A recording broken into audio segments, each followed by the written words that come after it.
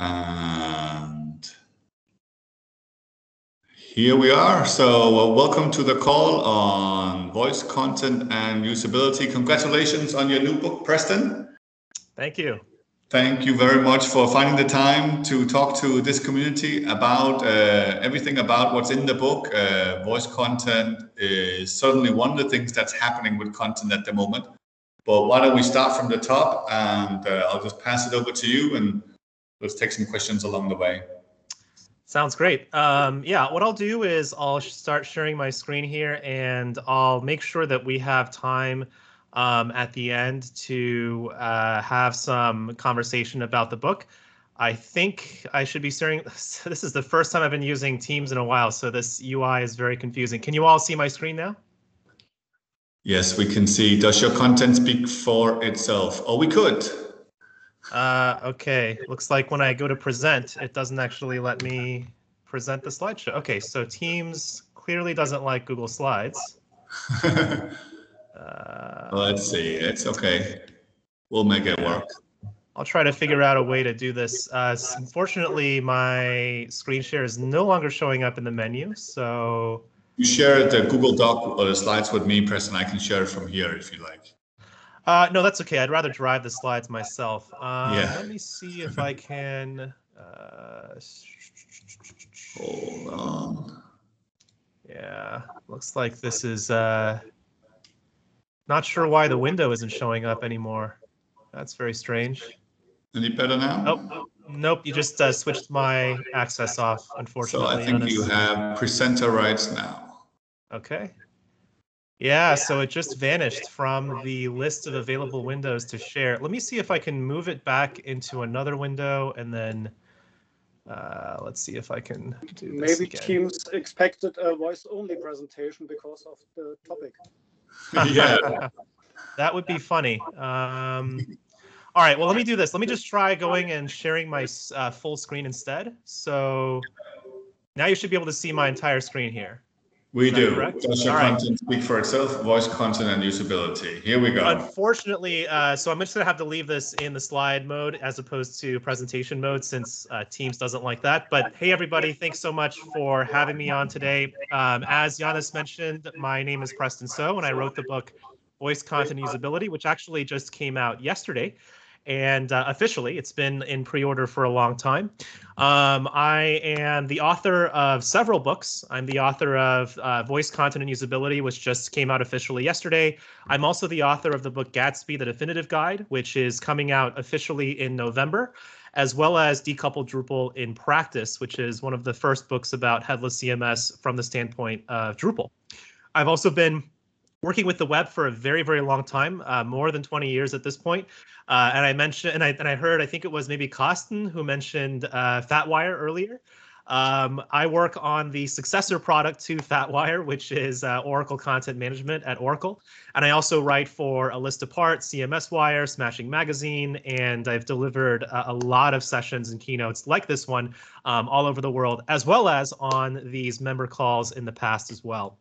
So if you're looking at voice content, obviously this is the very first ever book to come out about voice content. There's never been a book about this topic before. So you can get it at abookapart.com. I also have a preview of the book available at my website, preston.so. Also, keep an eye out for my new book coming out in November, Gatsby, The Definitive Guide, which is about Gatsby.js. And it's the only book on Gatsby.js that is the official sort of comprehensive guide to Gatsby.js. And further news to share, I've got another book coming out next year in 2022 called Immersive Content and Usability, which will be the spiritual sequel to this book. So you'll be the first to hear about this, as I haven't shared this with a whole lot of folks in the past. So also I run a conference here in New York City. This year, again, we're going to be running a virtual edition. For the very first time in our history, we're going to be doing a free conference this year. So July 14th through 15th, it's the only nonprofit, community-led, essentially headless CMS conference. So for those of you who work with CMS in other architectures and other digital experiences beyond the web, definitely join us for Decoupled Days if you work with JavaScript or Jamstack or any of the important CMS architectures that we're thinking about today. So let me just jump right in as opposed to covering the agenda since we're a little bit short on time today. But I wanted to start with a little bit of a brief conversation of what is a conversation, no pun intended. There's a book that is the predecessor to this book, which is called Conversational Design by Erica Hall, who also wrote the foreword for my book, Voice, Content, and Usability.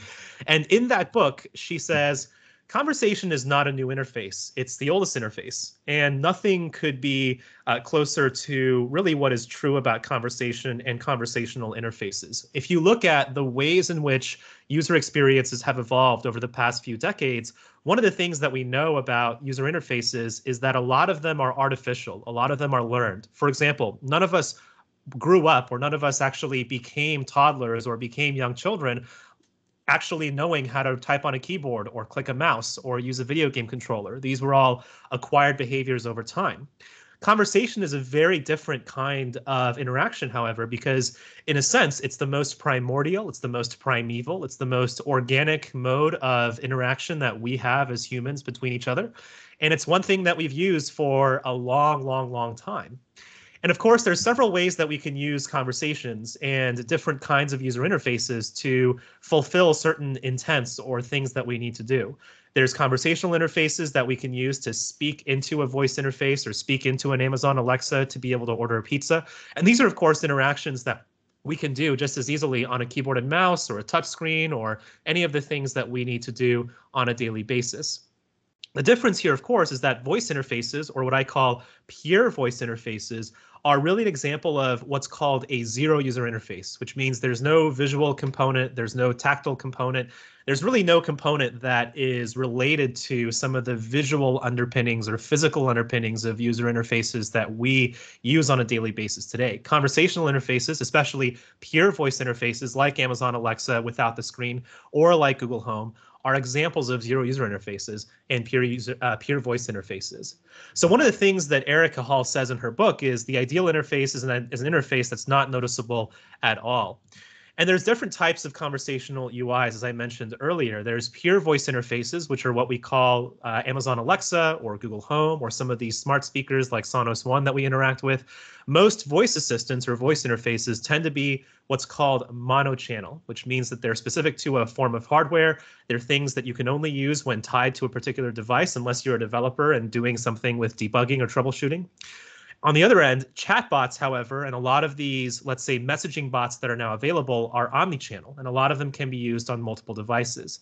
And now, of course, there's a new proliferation of what's called cross-platform frameworks, which I talk about at length in my book, Voice, Content, and Usability, where we're really seeing a lot of the boundaries between these channels blurred in favor of allowing for developers and designers and conversation designers and content designers to create these conversational interfaces once that are then actually percolated out everywhere into things like Slack bots or Facebook Messenger bots or WhatsApp bots or voice interfaces or IVR systems, interactive voice response systems, which are phone hotline systems, and so on and so forth.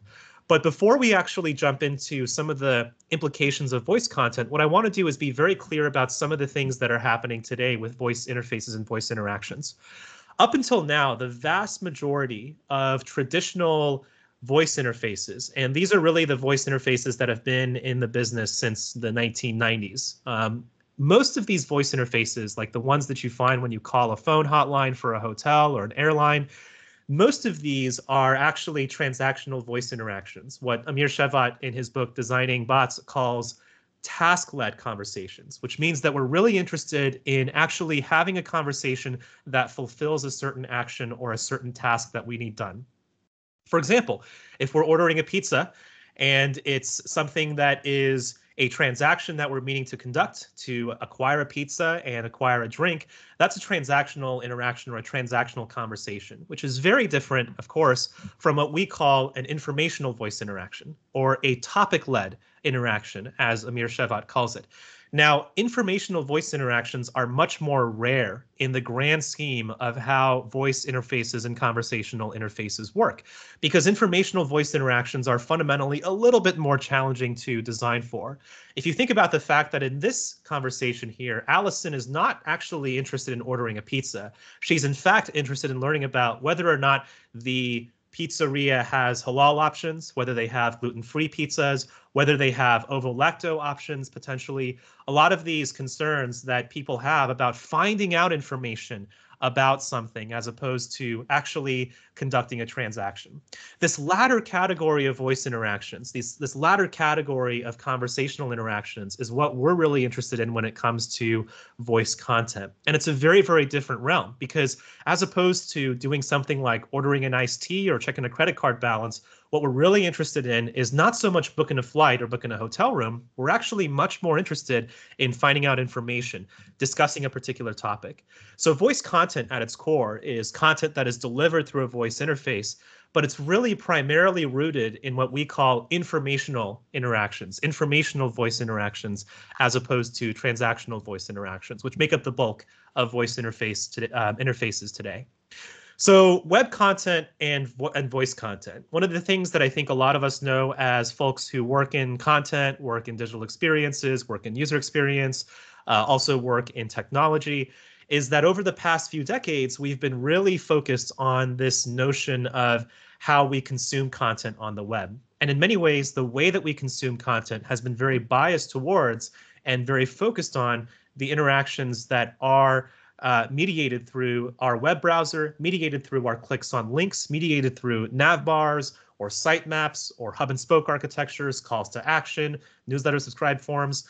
And voice content is very different because voice content is fundamentally an example of what I call micro content, which is borrowing a term by Anil Dash, which means that it's contextless. It's really driven by a lot of these orphaned or siloed pieces of content, which don't necessarily have a lot of context built in. We have the privilege with web content on websites of having a really vast viewport in which we can see a whole bunch of information that is outlining and articulating this visual context that we normally don't have in a pure voice interface or a smart speaker. So voice content is an example of micro content. Web content, however, is an example of what I call macro content. It's long form content, it's context laden, and there's a lot of examples of web content that isn't really so appropriate for the voice setting. Now, there's two things.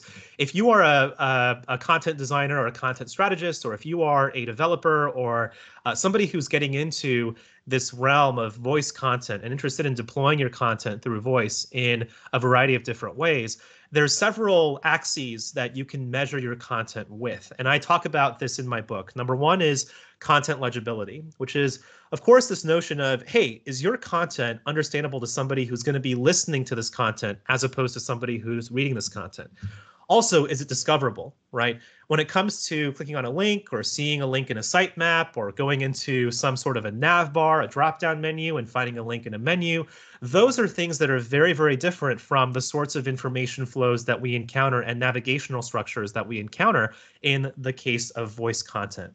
To illustrate this, I'm going to walk through one example of this, and this is a case study that is really important to the core of my book. If you read my book, Voice, Content, and Usability, you'll get this full case study of the first ever voice interface built for the residents of the state of Georgia. What we did is we built a voice interface on Amazon Alexa that allowed for residents in the state of Georgia to be able to ask questions that were related to content that was already on the georgia.gov website. And these could be things like, how do I renew my driver's license? How do I enroll my child in pre-kindergarten? How do I apply for a small business loan? Now, georgia.gov already has a quote unquote conversational cadence to its content with a whole bunch of pages that are structured into a what you should know section, which has, of course, the topic header and a little bit of information that's sort of this summary information of what you should know. It also has FAQs, or frequently asked questions, and this is typical content that is already of a dialogic nature or already conversationally credential that allows for our users to be able to have an interaction that sounds and feels a little bit more like a conversation than, for example, some of the articles or long form content that decorates our websites today. And of course, one of the things that we did is we did a first ever omnichannel content audit. Now, I've talked about this before in the past in other articles I've written and other talks I've given. I've also got a lot of information about this on my blog, Preston So. But one of the things that we did is using an omnichannel approach, we wanted to focus on the fact that Georgia wanted to embraced voice interfaces as a means to reach different users in the state of Georgia. But they also had a very, very small budget for editorial purposes, and they needed to be able to keep all of their content in one single source. There wasn't going to be an opportunity to have a parallel corpus of content for voice content and one for web content. So we performed a full audit of Georgia.gov's content, made sure that certain things like links to nowhere or calls to action to nowhere were things that we resolved. And you can see much more information about that in my book. And as I mentioned before, like other editorial teams, Georgia could only manage one single source of truth for content. That was one of their express requirements, was to say, hey, we're going to go omni-channel. We're going to do a bunch of different digital experiences, but we can't actually serve multiple forms of content. So we actually audited for both of these axes or these dimensions that I mentioned earlier: legibility in the voice context and discoverability in the voice context. One of the most important things here is being able to address things like links and calls to action. So, for example, Aaron Gustafson, in his article for A List Apart, Conversational Semantics, talks a lot about this issue of the fact that a lot of our web content comes biased towards the web because we have all of these calls to action, like learn more or read more or find out or download PDF, which is the worst offender of them all. And these sorts of links and calls to action that are unrealizable are very much obstacles for those who are consuming voice content. And rather than actually finding out a way to separate those two out and have two different versions of content, for an omni-channel or single sourcing approach, it's really better to actually contextualize these links, especially for those also who are browsing this in a different kind of interface. Also, one of the things that we did to address some of the lengthiness of some of this content was to recontextualize a lot of these links and calls to action within the context of the voice interface itself.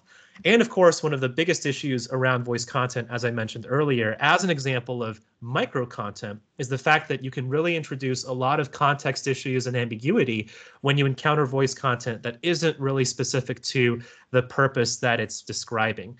One example of this, for example, is, well, how do I start my loan application? Which is, of course, a question that anyone can ask Georgia Gov. Well, the problem is, what kind of loan application is that? Is that a pandemic loan in the case of the United States? Is it some kind of other loan that is a small business loan?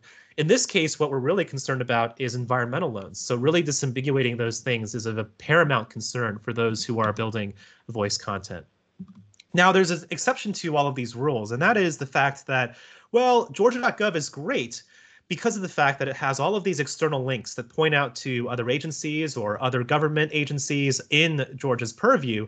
But of course, one of the issues that we had with Amazon Alexa is you can't actually follow a link. There's no way to color text blue and underline it in the context of an Alexa interface.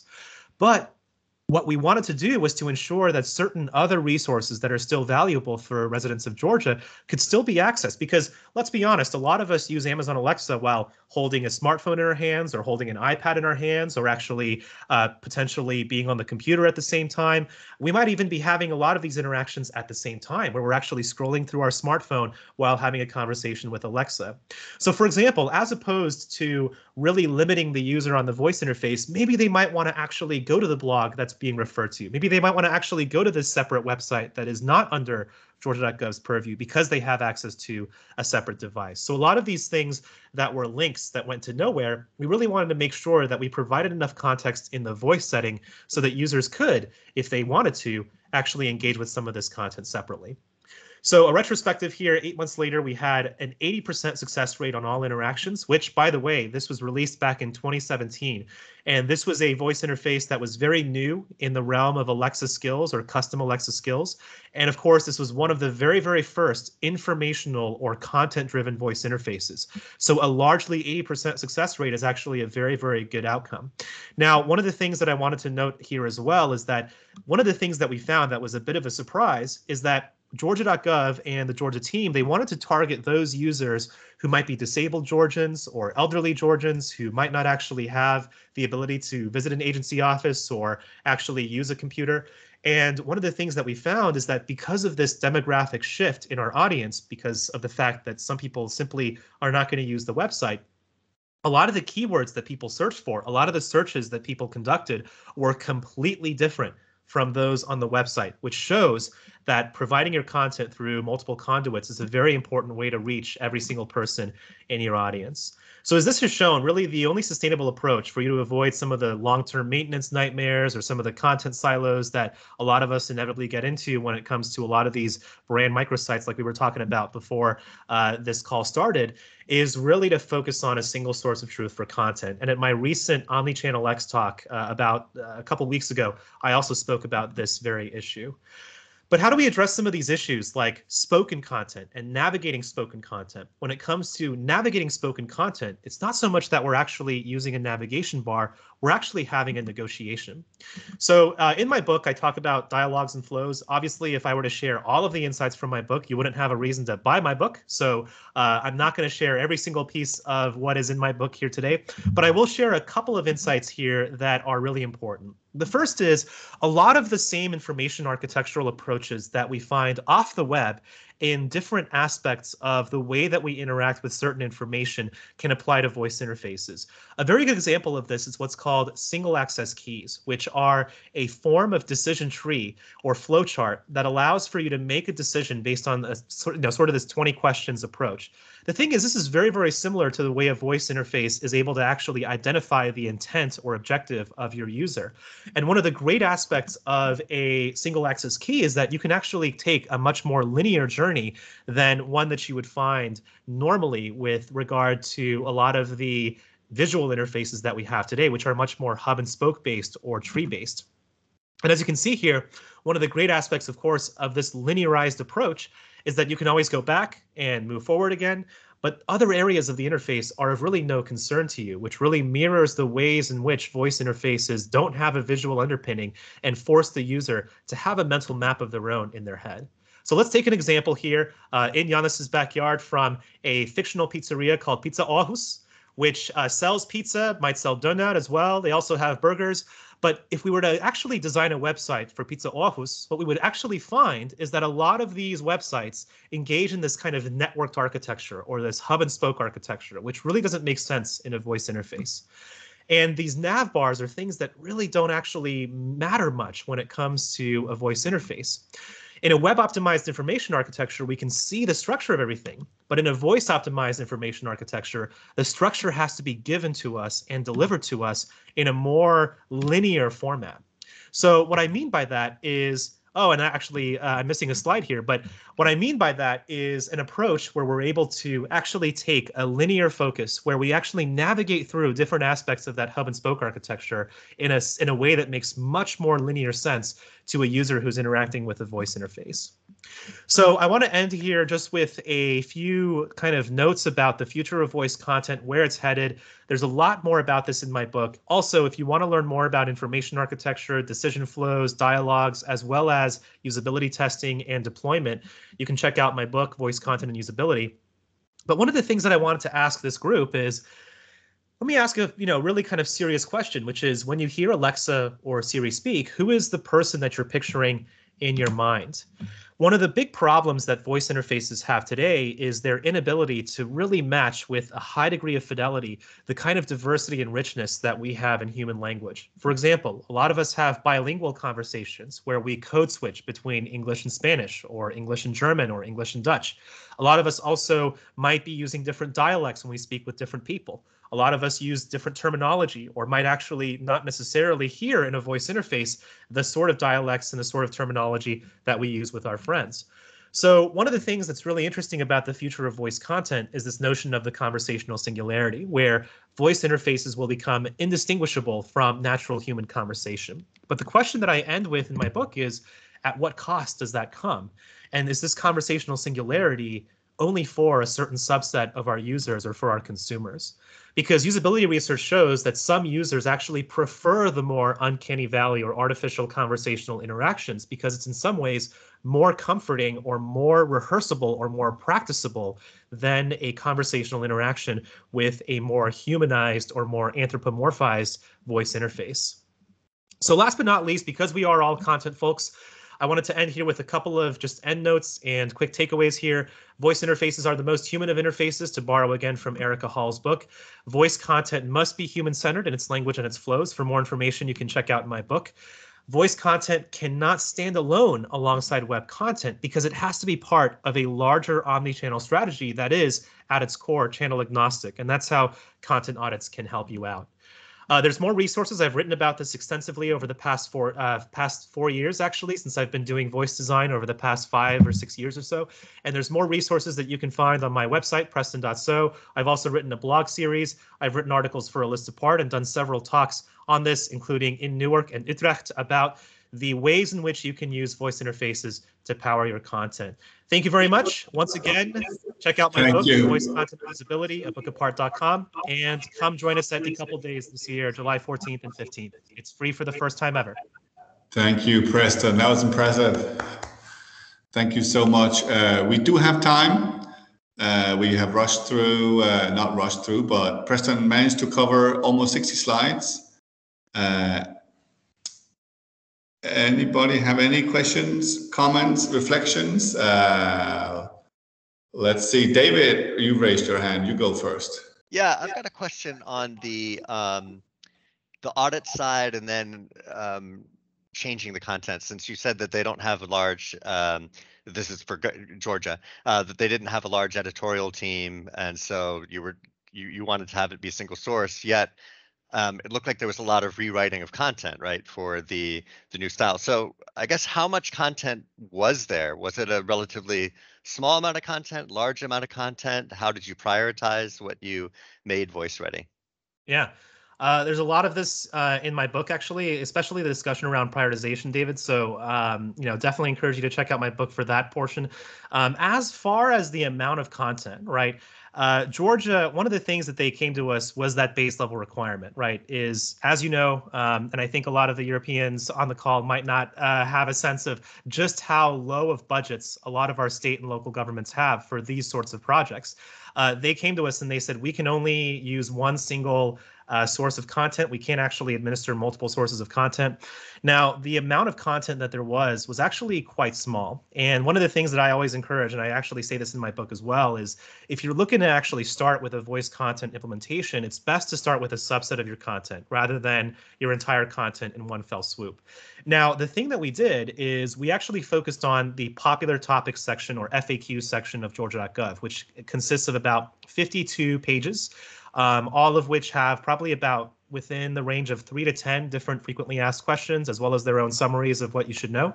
And that content audit was actually relatively small because a lot of the content we found, because it was already written in this conversational cadence, didn't actually have to be adjusted at all. Like if you go back to, one of the things I can do actually is show you very briefly, if I go back to that slide, there's actually a lot of instances in that audit that we conducted. And this actual this screenshot doesn't actually do justice to showing this very well. But the actual content audit, a lot of the areas of content that we focused on didn't actually have to be changed at all, or just required some minor changes. But I think this also brings up a really interesting quandary here, which is that a lot of us don't have the luxury of being able to do these sorts of content audits that are really extensive across all of our content. Well, just focus on a small subset of your content, because that's how a lot of content audits run in compliance and in a lot of other areas anyways, especially when it comes to things like GDPR, when you're building out content for a brand microsite or moving incrementally towards GDPR compliance or HIPAA compliance. So yeah, it was very much a limited process. We didn't actually have to do a huge amount of work to rewrite that content. Luckily, I think one of the things that was really great is that our editorial team at Georgia was very excited about this work and about the fact that they wanted to serve this out to not only a voice interface, but now they also have a written chatbot that they're serving this content to, and potentially others in the future as well. Thanks, and I have ordered the book, so. Oh, cool. Thanks, David. Appreciate it. Thank you, Preston.